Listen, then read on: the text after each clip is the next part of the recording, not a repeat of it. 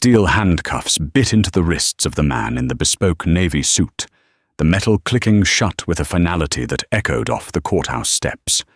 Pedestrians froze, phones raised, capturing the humiliation of a distinguished older black man being shoved against the hood of a vintage Jaguar. Officer Brody Kincaid smirked, convinced he had just taken down a high-rolling criminal, flaunting his wealth in a authorized personnel-only zone. He didn't see the silent fury in the man's eyes, nor did he notice the lapel pin that had fallen into the gutter, a gold seal of the state Supreme Court. Kincaid wasn't just arresting a suspect. He was handcuffing the man who signed his paycheck, the man who wrote the laws he was sworn to enforce, and the direct superior of the judge waiting inside. The lesson about to be taught wouldn't just be legal, it would be biblical. The sun beat down on the asphalt of the Stratford County Courthouse Plaza, baking the city in a humid haze that made temperaments short and patience shorter. It was 8:45 a.m. on a Tuesday, the peak of the morning rush. Lawyers in cheap suits sprinted toward the metal detectors while defendants smoked nervous cigarettes near the fountain. Officer Brody Kincaid adjusted his sunglasses, leaning against his patrol cruiser. He was 3 years into the force, notorious in the precinct for two things: his aggressive arrest record and his absolute refusal to admit when he was wrong.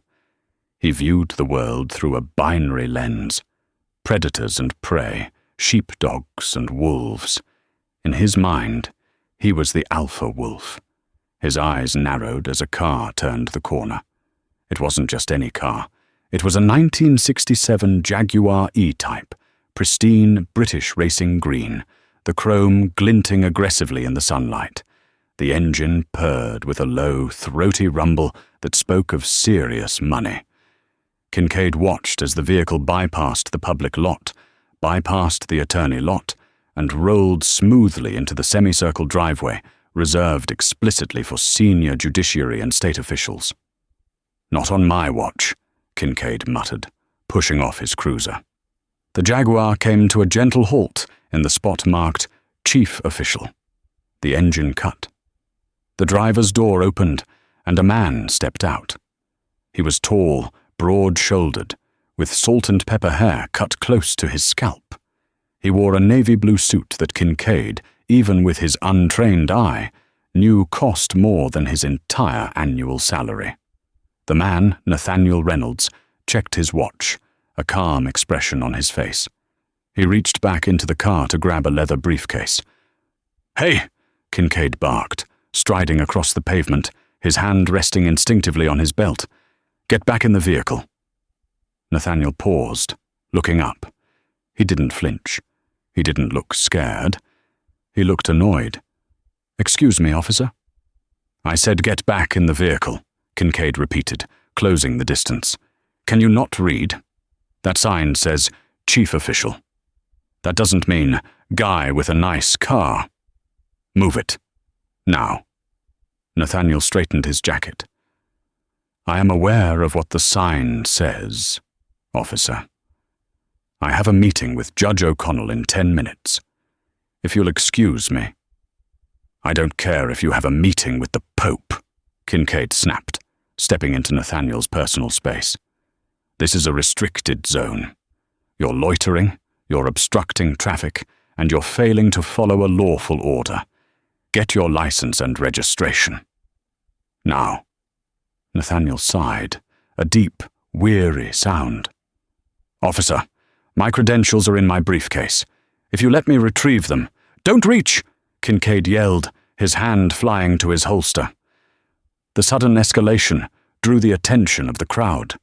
A woman with a stroller stopped. A group of paralegals froze. Nathaniel froze, his hand slowly raising to chest height, palms open. "I am not reaching for a weapon. I am trying to identify myself. My name is Nathaniel Reynolds. I am the—" "I don't care who you are!" Kincaid shouted, playing to the crowd now, fueled by the adrenaline of the confrontation. He grabbed Nathaniel's arm, spinning him around. "Turn around! Hands on the hood! Now!" "You are making a mistake," Nathaniel said, his voice dropping an octave, becoming dangerously calm. "A career-ending mistake. The only mistake is you thinking you own this town because you drive a Jag," Kincaid spat. He kicked Nathaniel's legs apart. "Spread 'em!" "Officer Kincaid." Nathaniel read the nameplate off the officer's chest as his face was pressed against the hot metal of his own car. "I am requesting you call your watch commander immediately." "You don't make requests. You have the right to remain silent," Kincaid droned, pulling the handcuffs from his belt. Click, click. The steel ratcheted tight against Nathaniel's wrists. Kincaid yanked Nathaniel upright, parading him toward the patrol car. "You're under arrest for disorderly conduct, resisting arrest, and failure to obey." "On what grounds?" Nathaniel asked, his dignity remaining intact despite the shackles. "On the grounds that I said so," Kincaid smirked. He opened the back door of the cruiser and shoved Nathaniel inside. As he slammed the door, Kincaid looked at the gathering crowd of onlookers filming on their iPhones. He gave them a sharp nod, as if to say, "You're welcome." Inside the car, Nathaniel shifted to get comfortable. He didn't scream. He didn't bang on the glass. He simply closed his eyes, took a deep breath, and began to count backward from 10. The drive to the precinct was short and filled with Kincaid's self-righteous monologue. "See, that's the problem with people like you," Kincaid said, glancing in the rearview mirror. "You think the rules don't apply. You think money buys you the road. But out here, I'm the road." Nathaniel stared out the window, watching the city pass by. "Officer, have you been on the force long?" "Long enough to smell a rat?" Kincaid retorted. "Stratford County has a population of 400,000, Nathaniel stated calmly. "It falls under the jurisdiction of the Fourth Circuit. The current conviction rate is 62%. Procedural errors account for 12% of overturned cases." Kincaid laughed. "What, you a lawyer? You gonna sue me? Get in line, pal."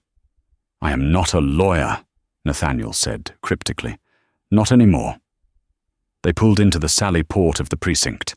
Kincaid hauled Nathaniel out, gripping him by the bicep with unnecessary force, marching him through the heavy steel doors into the processing area. The booking desk was manned by Sergeant Miller, a grizzled veteran who was 3 months away from retirement and counting the minutes. Miller looked up from his computer, his eyes scanning Nathaniel. The expensive suit, the calm demeanor, the distinct lack of fear. "What do we have here, Kincaid?" Miller asked, leaning back in his chair. "Disorderly, resisting, failure to obey," Kincaid announced proudly, dumping Nathaniel's wallet and keys on the counter. Guy thought he could park his mid-life crisis in the chief official's spot at the courthouse. Miller frowned. He picked up the wallet. It was made of Italian leather, soft and worn. He opened it. He didn't look at the ID immediately. Instead, he looked at Nathaniel. There was something familiar about the man's face. Something he had seen on the news, or maybe in a training video. "Sir," Miller said, addressing Nathaniel with a hesitant respect that Kincaid immediately clocked as weakness. "Name?" "Nathaniel Reynolds," he replied. Miller paused. The name hung in the air. "Reynolds." He flipped open the ID flap of the wallet. His eyes widened. He looked at the card. Then he looked at Nathaniel. Then he looked at the card again. It wasn't a standard driver's license. It was a gold chip state identification card. Under occupation, it didn't say accountant or doctor. It read, Chief Justice, State Supreme Court. Miller's face drained of color. He looked at Kincaid, who was busy filling out the arrest paperwork, completely oblivious. Kincaid?" Miller croaked. "Yeah, Sarge. Book him fast. I want to get back out there. I bet his car is already getting towed." Nathaniel cleared his throat. "Sergeant, before you process that, I would like my phone call." Miller looked at Nathaniel. Nathaniel offered a microscopic shake of his head, a silent command. "Don't tell him yet." Miller swallowed hard. He understood. This was a test, and Kincaid was failing it spectacularly. "Right. Phone call," Miller said, his voice shaky. He pushed a phone across the counter. Kincaid rolled his eyes. "Who you gonna call? Your golf buddy?" Nathaniel picked up the receiver with his handcuffed hands. He dialed a number from memory. It rang twice. "This is the district attorney's office, Margaret speaking." "Margaret," Nathaniel said, his voice warm but firm. "It's Nate." There was a pause on the line. Then, a gasp. "Chief Justice? Sir, we've been waiting for you at the courthouse. Judge O'Connell is pacing a hole in the floor. Where are you?" "I've been detained," Nathaniel said, glancing at Kincaid. "I am currently at the 4th Precinct booking desk." "Detained?" Margaret's voice went shrill. "By whom? For what?" "Officer Brody Kincaid. Apparently, I fit the description of someone who doesn't belong in my own parking spot." "I'm sending the DA down there right now," Margaret said, the sound of a chair scraping against the floor audible. "I'll call the captain. I'll call the mayor." "No," Nathaniel commanded. "Do not call the mayor. Do not call the captain yet. I want this to run its course. Sir? I want to see the inside of Judge O'Connell's courtroom from the other side of the bench, Margaret. It's been a while since I've seen how we treat the accused in this county. Consider this, a surprise inspection. But the arraignment? Let Officer Kincaid arraign me. I believe Judge O'Connell is presiding over the morning session." "Yes, sir, she is." "Perfect. Tell her to keep the docket open. I'll be there shortly, in chains." Nathaniel hung up. He looked at Kincaid. "Lawyer?" Kincaid sneered. "Something like that." Nathaniel smiled thinly. "Shall we proceed, officer? I believe you have an arraignment to get to." Kincaid grabbed Nathaniel's shoulder. "I'm going to enjoy watching the judge tear you apart." "I'm sure it will be educational for both of us," Nathaniel said. The ride back to the courthouse was different. Nathaniel was now in the back of a transport van, squeezed in next to a man arrested for public intoxication and another for shoplifting. The shoplifter, a young kid named Leo, looked at Nathaniel's suit. "What did you do?" Leo whispered. "Embezzle $1 billion?" Nathaniel chuckled. "I parked in the wrong spot." Leo laughed. "Damn, they got you for that. This cop is a psycho, man. He broke my skateboard because I was skating aggressively." "Is that so?" Nathaniel asked, his mental notebook filling up. "Officer Kincaid?" "Yeah, he patrols the north side, mostly. Everyone hates him. He arrests people just to meet quotas. I heard he bragged about arresting his own cousin once." The van lurched to a halt at the rear entrance of the courthouse. The prisoner intake. The smell of stale bologna and bleach hit them. Kincaid was waiting at the loading dock, looking impatient. "Let's go, Reynolds," Kincaid shouted. "Move it!" Nathaniel stepped out, the shackles clinking. He was led through the bowels of the courthouse, a building he had helped secure funding to renovate 5 years ago. He knew that the HVAC system in the holding cells was faulty. He knew the tiles in the hallway were sourced from a local quarry. He knew that the woman processing the paperwork at the intake desk, Mrs. Gable, had a grandson in the Navy. Mrs. Gable looked up as Kincaid shoved Nathaniel toward the desk. Her jaw dropped. Mr. Ray," she started. Nathaniel held a finger to his lips. "Good morning, Mrs. Gable. Lovely day, isn't it?" Mrs. Gable looked from Nathaniel to Kincaid, her eyes wide with horror. She knew exactly who Nathaniel Reynolds was. Everyone who worked in the building for more than a year did. He was the Chief Justice, the boss of the bosses, the man who appointed the committee that hired the court staff. "Officer Kincaid," Mrs. Gable stammered. Are you sure about this booking? Why does everyone keep asking me that?" Kincaid threw his hands up. "Yes, he's a suspect. He's processed. We're going to Arraignment Court 3. Is Judge O'Connell in?" "She is," Mrs. Gable said, her voice trembling. "She's in a very bad mood." "Good," Kincaid grinned. "Maybe she'll throw the book at him." "Oh, she's going to throw something," Mrs. Gable whispered as they walked away. They took the prisoner elevator up. It rattled and shook. "Taxpayer money at work," Kincaid complained. "Piece of junk elevator." "Actually," Nathaniel noted, "the budget for elevator maintenance was diverted to the police department's tactical gear fund last year. I believe that's how you afforded those new body cameras." Kincaid glared at him. "Shut up. Is your body camera on, officer?" "It's always on." Kincaid tapped his chest, capturing every word of your resistance. "Excellent," Nathaniel said. "That is very reassuring." Courtroom 3 was packed. It was arraignment day, known as the cattle call. Dozens of defendants sat on the benches, waiting for their names to be called. The air was thick with sweat, anxiety, and the drone of the bailiff. Judge Evelyn O'Connell sat high upon the bench. She was a formidable woman in her 50s, known for her sharp intellect and zero tolerance for nonsense. She rubbed her temples, looking at the stack of files in front of her. She had been waiting for Chief Justice Reynolds for 45 minutes. His secretary had called to say he was delayed, but gave no details. It was unlike him. "Next case," Judge O'Connell sighed, slamming her gavel.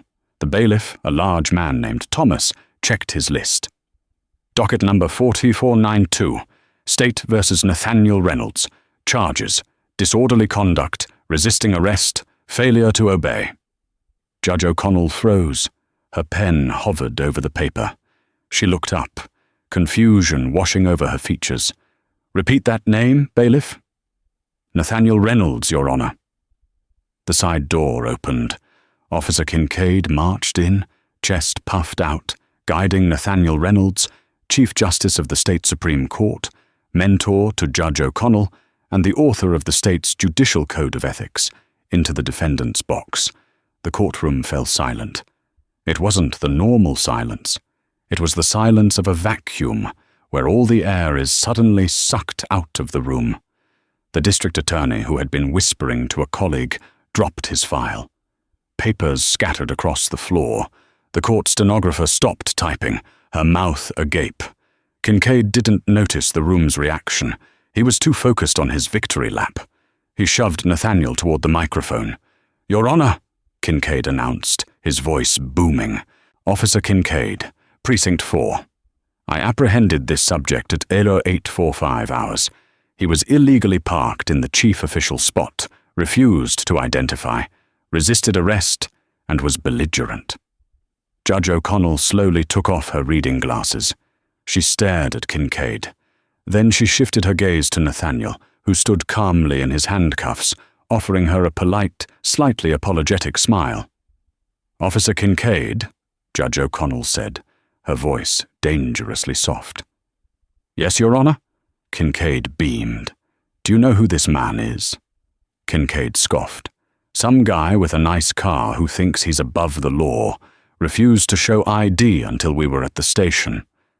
"He refused to show ID?" O'Connell repeated. "Yes, Your Honor. He kept reaching for a bag after I told him not to." Nathaniel leaned into the microphone. "I was attempting to retrieve my credentials, Your Honor." Officer Kincaid felt that constituted a threat. "Silence!" Kincaid snapped at Nathaniel. "You speak when the judge tells you to speak." Judge O'Connell stood up. The sound of her chair scraping back was like a gunshot.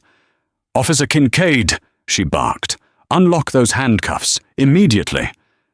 Kincaid blinked. "Your Honor, he's a flight risk. He was resisting. Unlock the handcuffs," O'Connell enunciated every word. "Or I will have you held in contempt of court and placed in the cell he just vacated." Kincaid looked around, confused. He saw the DA shaking his head frantically. He saw the bailiff looking at him with pity. Slowly, the realization that something was wrong began to creep in. He fumbled for his keys. He unlocked the cuffs. Nathaniel rubbed his wrists. "Thank you, Evelyn," Nathaniel said, his voice returning to its authoritative timbre. "Evelyn?" Kincaid whispered. "You call the judge by her first name?" Nathaniel turned to Kincaid. The warmth was gone from his eyes. He looked every inch the titan of law he was. "Officer Kincaid," Nathaniel said, "I believe you missed the introduction earlier. I am Chief Justice Nathaniel Reynolds. I am the head of the State Supreme Court. I am the chair of the Judicial Oversight Committee." He pointed to the bench. "And I hired Judge O'Connell 20 years ago." Kincaid's knees actually buckled. He grabbed the railing to steady himself. The blood drained from his face so fast he looked like a wax figure. "Chief Justice!" Kincaid squeaked. "You arrested the boss," the shoplifter from the van shouted from the gallery. "I told you, man." Judge O'Connell banged her gavel. "Silence in the gallery. Officer Kincaid, step forward." Kincaid walked to the bench, his legs feeling like lead. "You arrested the highest-ranking judicial officer in the state," O'Connell said, her voice trembling with rage, "for parking in his own spot. The sign. I didn't know," Kincaid stammered. "Ignorance of the person is not an excuse for abuse of power," Nathaniel said, stepping out of the defendant's box. He didn't look like a victim anymore. He looked like a prosecutor. "But this isn't about me, officer. If you treat the Chief Justice this way, how do you treat the young man I met in the van, or the single mother speeding to work?" Nathaniel turned to the stenographer. "Are we on the record?" "Yes, Your Honor," she said. "Good. Let the record show that Officer Brodie Kincaid has been accused of false arrest, excessive force, and violation of civil rights. And, officer?" Kincaid looked up, sweat pouring down his face. "I requested your watch, Commander, earlier," Nathaniel said. "I believe he is entering the back of the courtroom right now." The double doors at the back of courtroom 3 didn't just open. They flew open, rebounding against the mahogany paneling with a violence that made half the gallery jump. Captain Robert Sterling strode in, flanked by 2 lieutenants. Sterling was a man who had survived 30 years in the force by knowing exactly which battles to fight and which to flee. Right now, judging by the sheen of cold sweat on his forehead and the frantic pace of his stride, he knew he was walking into a massacre. He didn't look at Officer Kincaid. He didn't look at the crowd. His eyes were locked on Nathaniel Reynolds, who was currently leaning against the railing of the jury box, rubbing the red chafing marks on his wrists. "Chief Justice," Sterling gasped, stopping short of the bar. He ripped his hat off, crumpling the brim in his hands. "Sir, I got the call from the DA. I came as fast as I could. I don't even know what to say." "Captain Sterling," Nathaniel said. His voice was no longer the polite tone of a misunderstood driver, nor the commanding boom of a judge. It was quiet, cold, and terrified everyone in the room far more than shouting would have. "It is good to see you. It has been a while since the Police Benevolent Association dinner." "Yes, sir. 2 years," Sterling said. He finally risked a glance at Kincaid. The look was withering. "Kincaid, step back. Captain, Kincaid started, his voice rising in a desperate plea. He refused to identify. He was in a restricted zone. I followed protocol." "Protocol?" Nathaniel interrupted. He walked slowly toward the center of the room.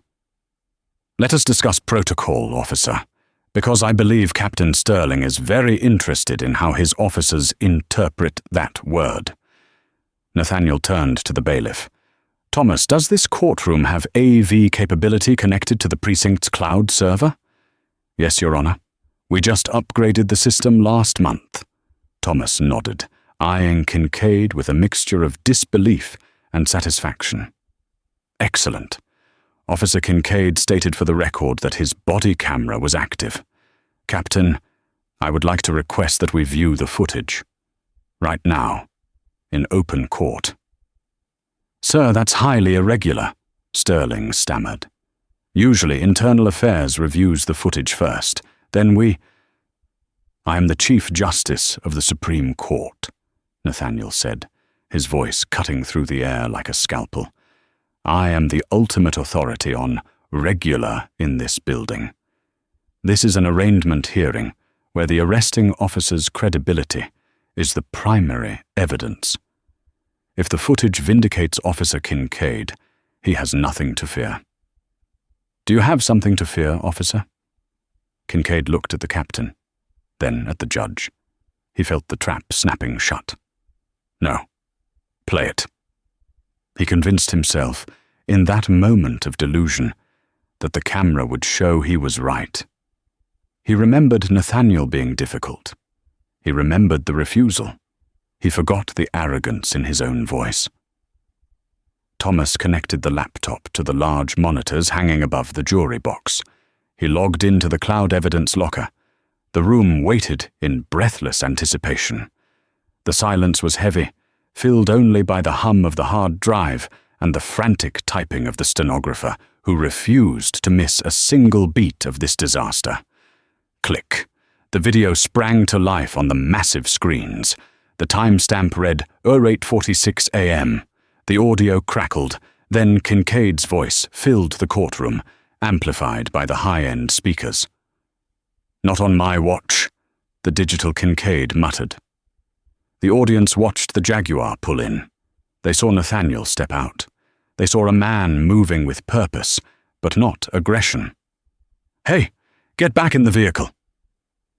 In the courtroom, the real Nathaniel stood impassively, watching himself on the screen. Kincaid shifted his weight from foot to foot. The escalation on screen was rapid. The audience gasped when digital Kincaid shouted, "Can you not read? That sign says Chief Official. That doesn't mean guy with a nice car." "Is that standard greeting protocol, Captain?" Judge O'Connell asked from the bench, her eyes glued to the screen. "No, Your Honor," Sterling whispered, his face flushing a deep crimson. The video continued. The tension in the courtroom ratcheted up as the screen showed Kincaid invading Nathaniel's personal space. "I don't care if you have a meeting with the Pope." A ripple of nervous laughter went through the gallery, quickly silenced by the brutality that followed. When Kincaid kicked Nathaniel's legs apart on the screen, the sound, a dull thud against the expensive wool of the suit, echoed sickeningly. "Spread 'em!" But it was the commentary that nailed the coffin shut, the drive to the station. See, that's the problem with people like you. You think money buys you the road. But out here, I'm the road. And then, the moment that made the captain close his eyes in physical pain. "What, you a lawyer? You gonna sue me? Get in line, pal." The video ended with Kincaid shoving Nathaniel into the booking room. Thomas paused the feed. The image on the screen remained frozen on Kincaid's face, sneering at the camera, confident in his untouchability. The lights in the courtroom seemed to brighten as the screen went dark. Nathaniel turned to the gallery.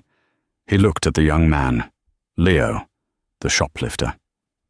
"Leo," Nathaniel said gently. Leo jumped, startled to be addressed by the most powerful man in the room. "Yeah? Yes, sir. You mentioned earlier that Officer Kincaid broke your skateboard because you were skating aggressively. Is that correct?" "Yes, sir," Leo said, standing up. He snapped the truck, said I was a public nuisance. Nathaniel turned to the captain.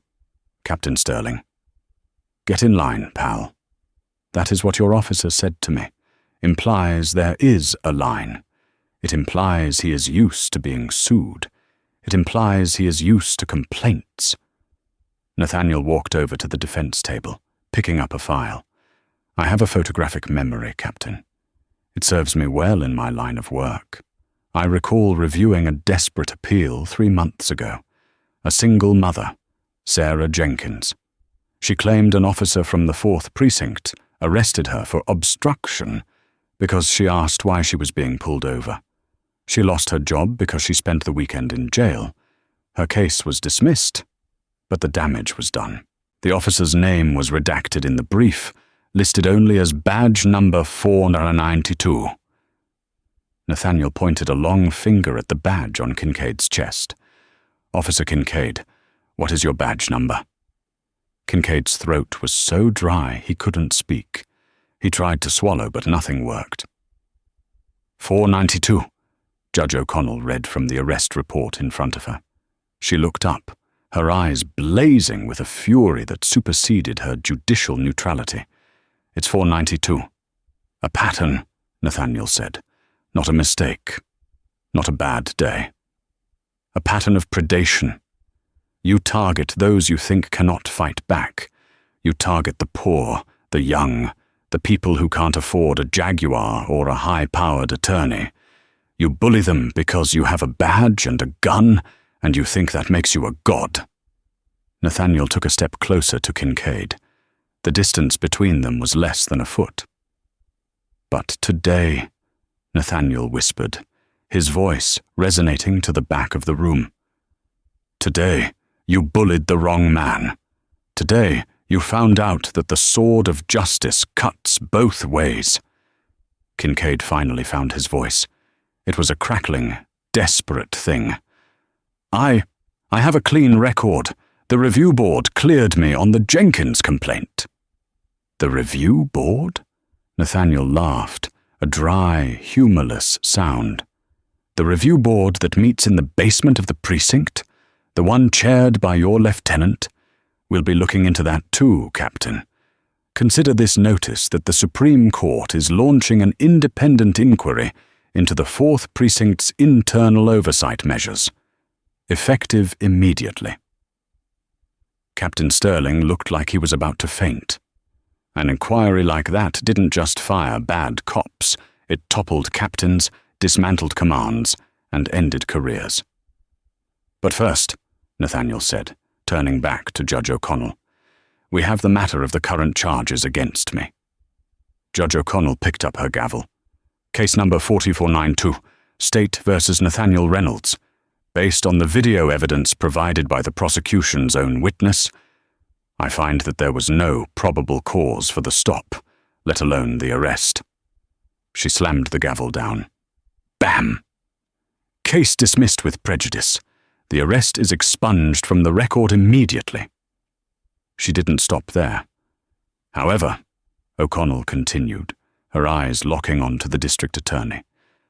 Mr. DA, having viewed the evidence of Officer Kincaid's conduct, specifically the assault under color of authority, the falsification of the police report regarding the resistance, and the deprivation of civil rights, are you prepared to act? The district attorney, a politically ambitious man named Harrison, who knew exactly which way the wind was blowing, stood up. He buttoned his jacket. The state is prepared, Your Honor. Prepared for what? Kincaid looked around wildly. The case is dismissed. I'm leaving. He turned to walk out. Officer Kincaid. Nathaniel's voice stopped him dead. You are not leaving. Nathaniel looked at Captain Sterling. Captain, I believe you have a duty to perform. Sterling looked at his subordinate. He looked at the ruin Kincaid had brought upon his house. The camaraderie of the badge, the blue wall, crumbled instantly under the weight of self-preservation and undeniable evidence. Brody Kincaid, Sterling said, his voice heavy. Give me your badge. Cap? Kincaid stepped back. You can't do this. It's just a parking dispute. Your badge, Sterling barked. And your gun. Now! The physical act of disarmament was more dramatic than any shootout. In the hushed courtroom, the sounds were amplified. the Velcro rip of the badge being pulled from the shirt, the clack of the magazine being ejected from the service weapon, the heavy thud of the gun being placed on the evidence table. Kincaid stood there, stripped of the metal that gave him his identity. Without the badge, without the gun, without the sunglasses, he looked smaller. He looked like exactly what he was, a bully who had been punched in the nose. "Am I suspended?" Kincaid asked, his voice trembling. "I'll call the union rep. I'll get this sorted out. You guys are making a huge mistake. The union will shut this city down." "You aren't suspended, Mr. Kincaid," the district attorney said, stepping out from behind his table. He signaled to the 2 lieutenants who had arrived with the captain. "You are under arrest." The air left the room. "Arrest?" Kincaid screeched. "For what? Being a cop? For filing a false police report, official misconduct in the 1st degree, assault in the 3rd degree, and unlawful imprisonment," the DA recited. "And that's just for this morning. Once we open up your past cases, I imagine the list will grow." Kincaid backed away, bumping into the defense table. "No, no! You can't arrest me here. I'm one of you." He looked at the bailiff. "Thomas, help me." Thomas, who had worked with Kincaid for 3 years, who had listened to Kincaid brag about roughing up suspects in the locker room, stared at him. Thomas slowly moved his hand to his belt, not to help, but to secure his baton. "Turn around, Kincaid," Thomas said coldly. "Hands behind your back." "This is insane," Kincaid yelled. He looked at Nathaniel. You planned this. You baited me." Nathaniel stood by the judge's bench, his arms crossed. "I parked my car. You did the rest. Character is fate, Mr. Kincaid. Yours just caught up with you." The lieutenants moved in. They didn't treat him with the rough, chaotic energy Kincaid used on his suspects. They were professional, clinical. They spun him around. Click, click. The same sound that had echoed off the courthouse steps an hour ago now echoed in the courtroom. But this time, the steel cuffs were biting into the wrists of the man who usually carried the keys. "Brody Kincaid," one of the lieutenants recited, "you have the right to remain silent. Anything you say can and will be used against you in a court of law." Kincaid struggled. He thrashed, his face twisting into a mask of pure rage. "I am a police officer. Take these off me. I own this town." "Not anymore," Captain Sterling said, turning his back on him. "Get him out of here." As they frog-marched Kincaid toward the side door, the door leading to the holding cells, he passed the gallery. Leo, the skateboarder, watched him go. He didn't cheer. He didn't jeer. He just watched with wide eyes, realizing that the monster wasn't invincible. As Kincaid was dragged through the door, screaming obscenities, the heavy wood slammed shut, cutting off his voice. The silence that followed was profound.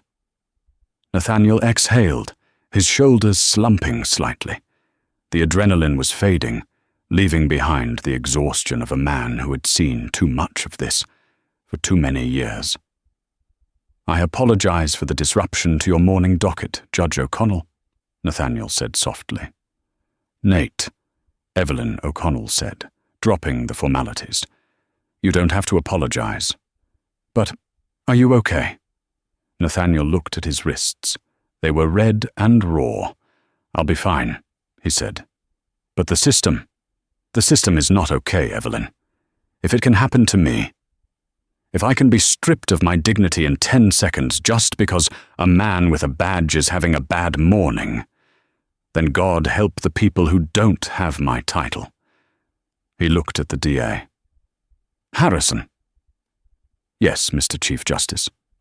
I want a full audit of the 4th Precinct, every arrest Kincaid made, every complaint filed against him that was swept under the rug. And I want to know who swept them. If the captain knew, if the lieutenant knew, I want their badges too." "Sir, that's a massive undertaking.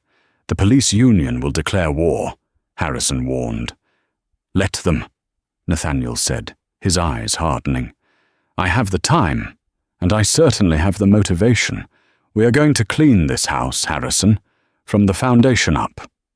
Nathaniel picked up his briefcase, which had been retrieved from the evidence pile. He looked at the gathered crowd, lawyers, defendants, clerks. Go back to work, he told them. Justice is a verb. It requires action. Do your jobs. He turned to leave, but stopped at the gate. He looked back at the empty spot where Kincaid had stood.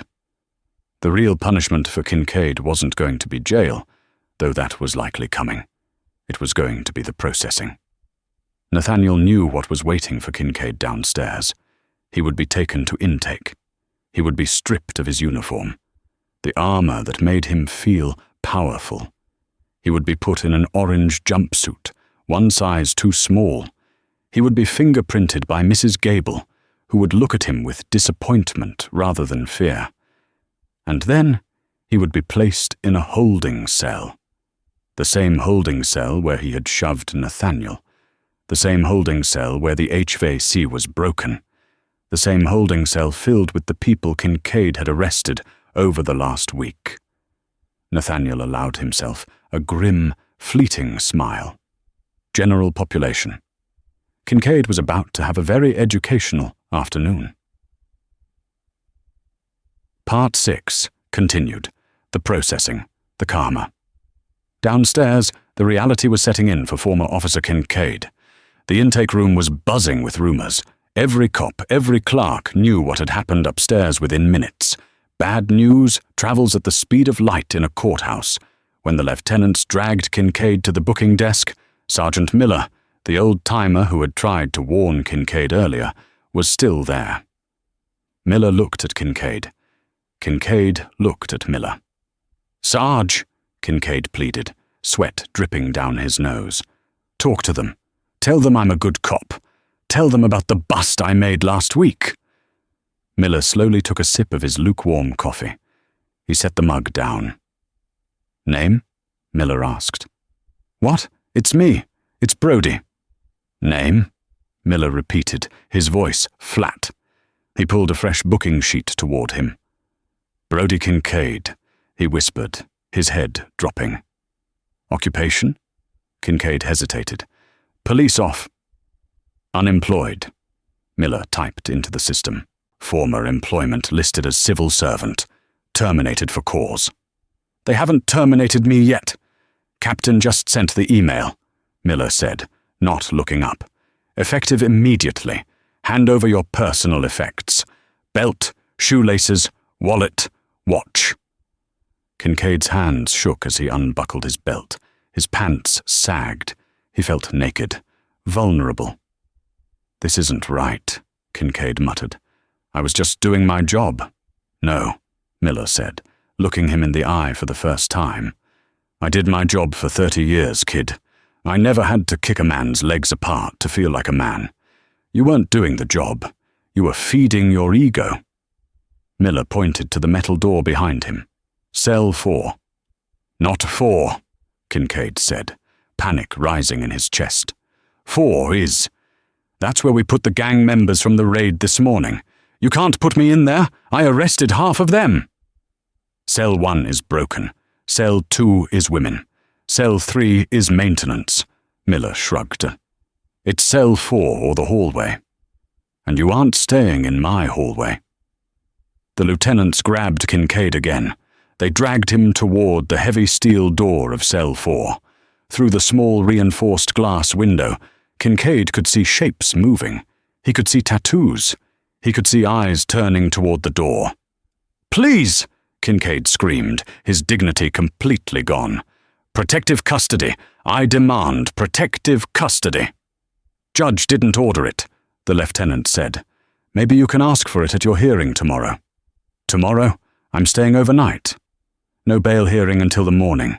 Judge O'Connell cleared her schedule for the rest of the day. She went to lunch." They opened the door. The smell of unwashed bodies and fear rolled out. They shoved Kincaid inside. The door slammed shut. The lock engaged with a heavy thud click.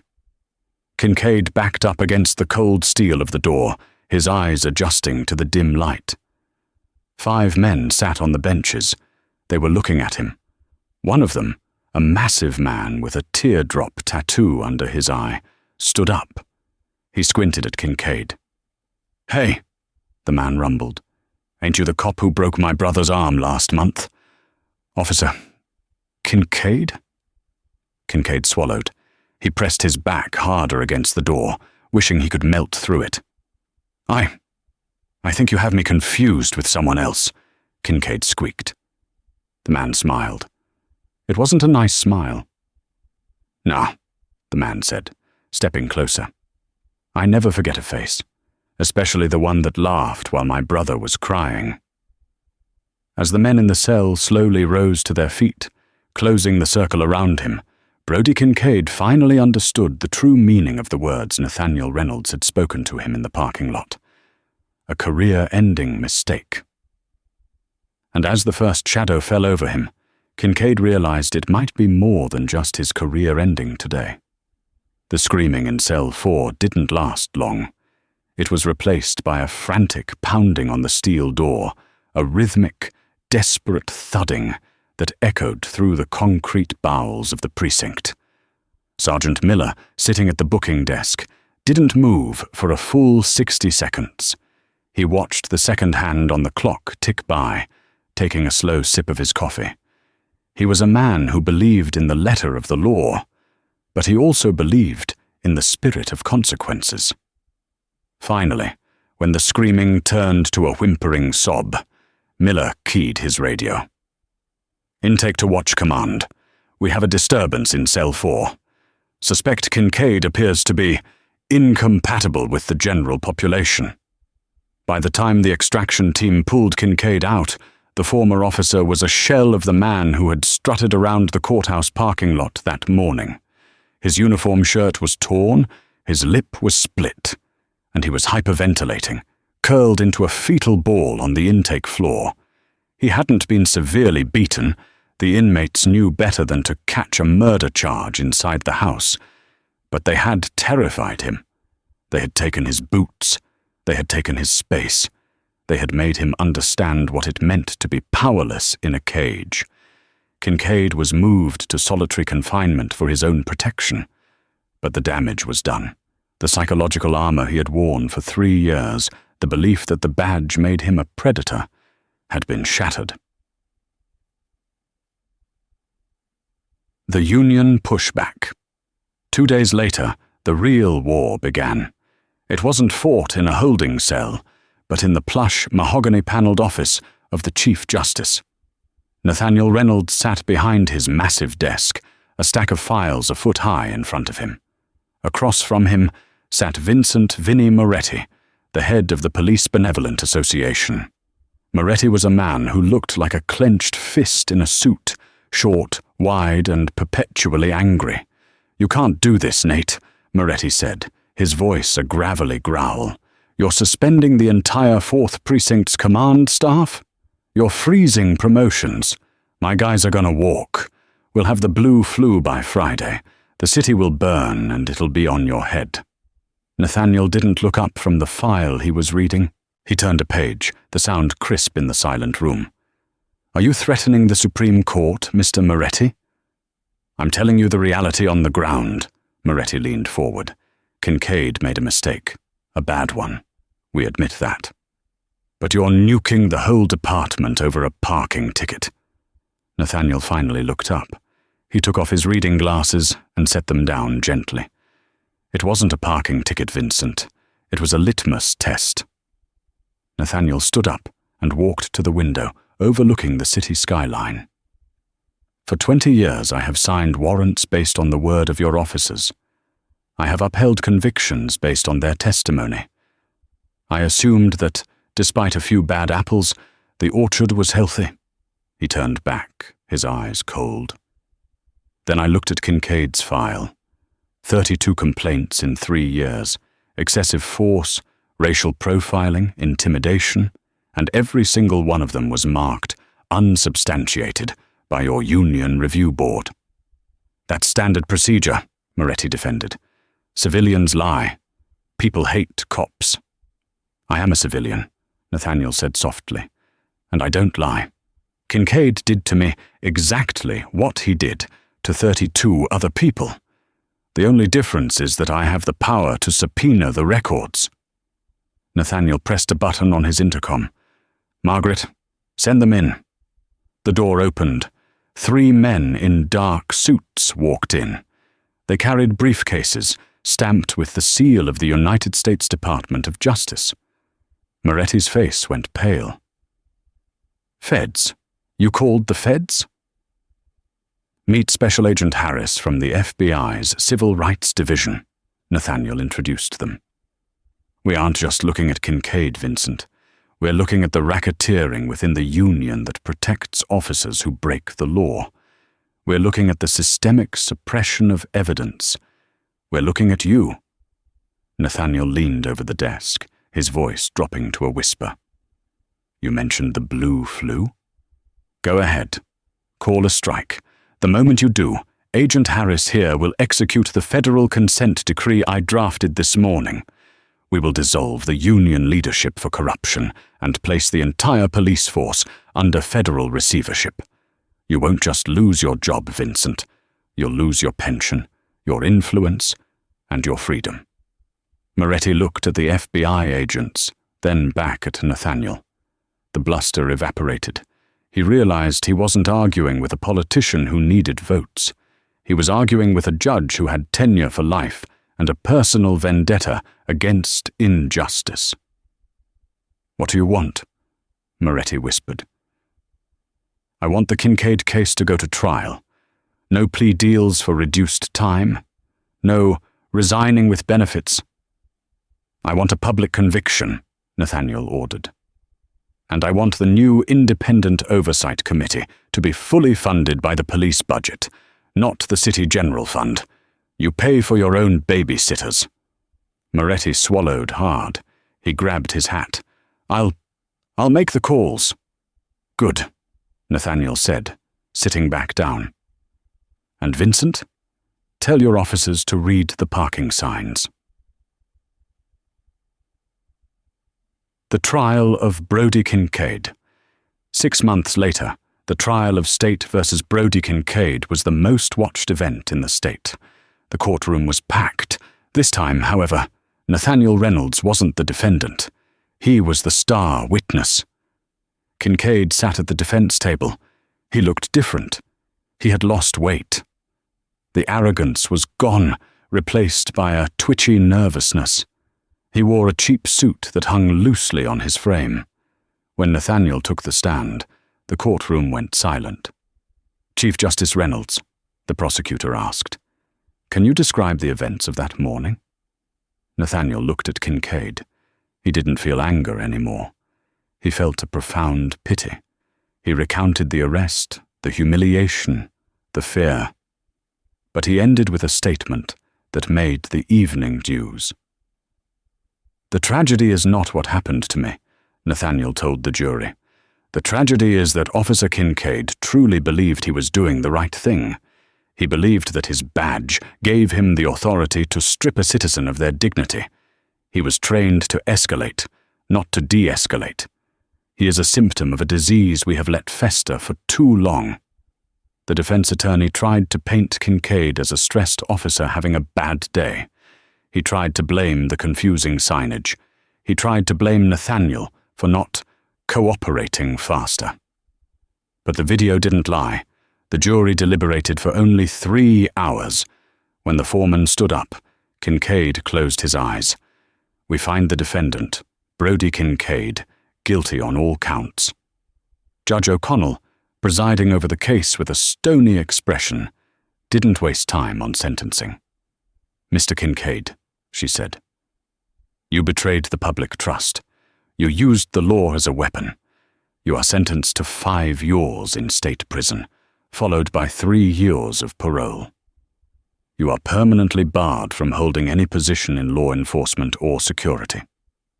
As the bailiffs moved to cuff him, Kincaid looked back at the gallery. He saw Nathaniel Reynolds sitting in the back row. Kincaid didn't scream this time. He just nodded, a small, defeated gesture of acknowledgement. He finally understood. The law wasn't a tool for him to use. It was a structure he had to live within. The conviction of Brody Kincaid triggered a domino effect that the state had never seen. The Reynolds Protocol was signed into law 3 months later. It mandated that all police body camera footage involving a disputed arrest be reviewed by an independent civilian board within 24 hours. It removed qualified immunity for officers found to be acting in bad faith. But the real change happened on the streets. The 4th Precinct was gutted. Captain Sterling was forced into early retirement. Lieutenant Miller was promoted to captain, tasked with rebuilding the precinct's culture from the ground up. 1 year after the arrest, Nathaniel Reynolds pulled his Jaguar into the courthouse. The spot was still there, marked Chief Official. As he stepped out of the car, he saw a young police officer standing nearby. The officer was new, fresh out of the academy, an academy whose curriculum Nathaniel had personally rewritten to focus on constitutional rights and community policing. The officer saw the Jaguar. He saw the older black man in the suit. The officer didn't shout. He didn't put his hand on his gun. "Good morning, Your Honor," the young officer said, nodding respectfully. "Good morning, officer," Nathaniel replied, clutching his briefcase. "Nice car, sir." "Thank you. It's a 1967. Classic. You have a good day in court, sir." "I intend to." Nathaniel smiled. He walked up the courthouse steps, the same steps where he had been handcuffed a year ago. He paused at the top, looking out over the city. It wasn't perfect. There were still problems. There was still injustice. But the air felt a little lighter. The system was a little cleaner. He touched the lapel of his jacket, where his gold judicial pin sat. Justice, he realized, wasn't a destination. It was a constant maintenance job. It was like his old Jaguar. You had to tune it, listen to the engine, and fix the parts that were broken, or the whole thing would stall. Nathaniel pushed open the heavy brass doors of the Hall of Justice. He had work to do. This story isn't just about a bad cop getting caught. It's a reminder that authority without accountability is tyranny.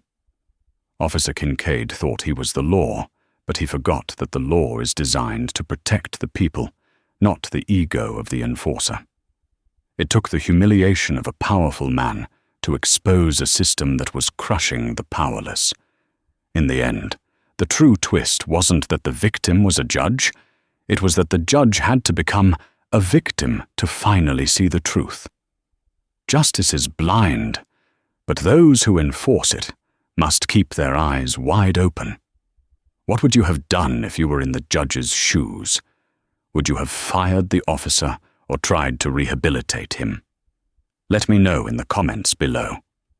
If you enjoyed this story of instant karma and justice served, please hit that like button. It really helps the channel. Don't forget to share this video with your friends and subscribe for more real-life drama and storytelling. Thanks for watching.